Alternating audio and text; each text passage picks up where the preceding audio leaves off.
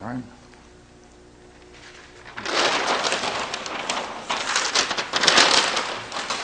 Right? So if something is good for every good, right?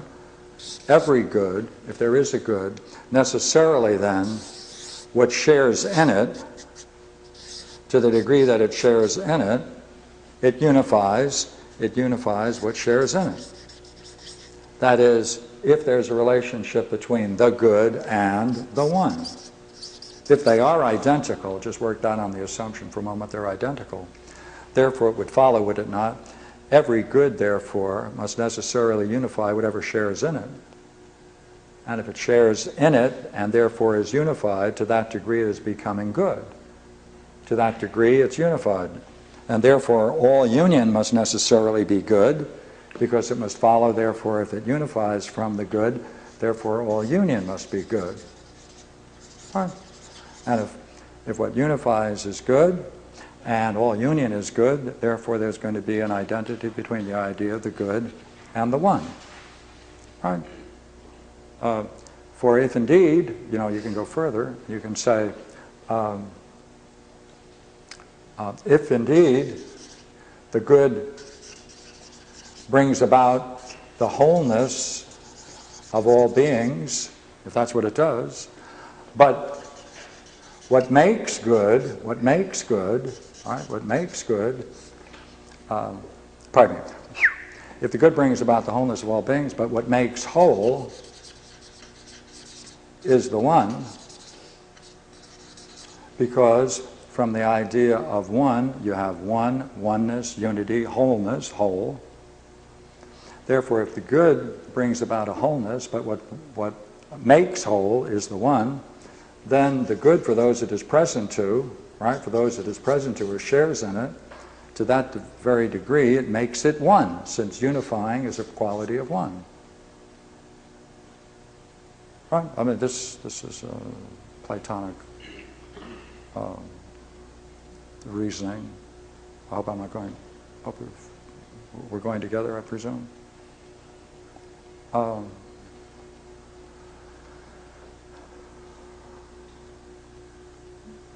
It's very beautiful proof. This is Proclus, comes out of Proclus's theology, Elements of Theology, and if you're into it, it's this Proposition 13, Elements of Theology.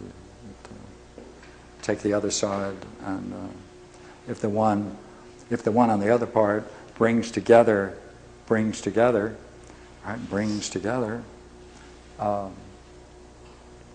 and holds together the being of each, right?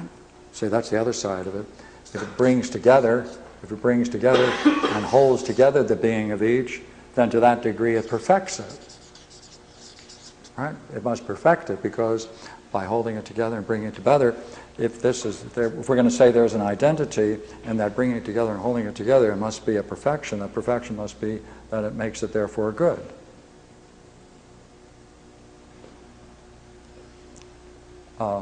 Which is a very beautiful proof.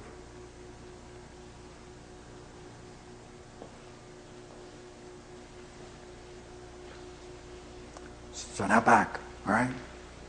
Right. So therefore, if this is, we can go back now to our original assumption. There you can see someone meditating, right? And what will we say? To the degree that they have an idea, that idea must be perfect. Right? It must be that to which you wish to be. Right? And therefore, you have to then bring about nothing new. You don't have to bring anything new, right? Nothing new. It just means you must then discover how to order what's blocking that ideal from emerging. And therefore, you have to then constantly make a judgment between the order you seek and the disorder you experience. Right? And therefore, you have to make a judgment about how to deal with the disorder, because you're trying to bring about that likeness. So the process of meditation is not to bring in something, but to discover how to order the disorder. So what you really are doing when you're meditating according to the Platonic ideal is you're really looking at the difficulties. You're not trying to imagine yourself into a goodness, but you're trying to bring about out of the disorder and order. You have to see how to move around, find out, hey, why are they discordant? And when you do that, you're judging, you're beautifying, you're making good. Right.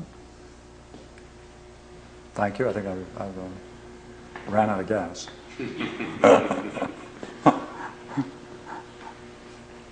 So, what do you see? Well, I can use that. I do some meditations. Yeah. Just one question about same and other. Mm-hmm. Is if God is everything, then is not other part of God? And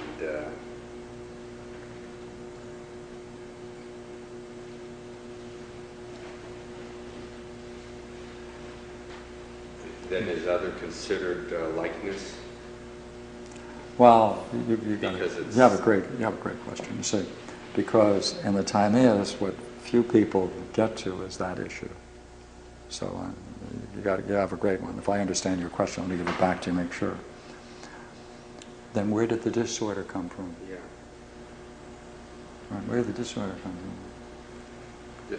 Could it not be used as a tool to then differentiate the value of the order? Because by having something that's not something yet, then you have a way to experience, to gauge value by comparing it to something that is not of value. Well, you see, of course you're right, because this creative process is manifesting a goodness. And let me answer it, therefore, in another way.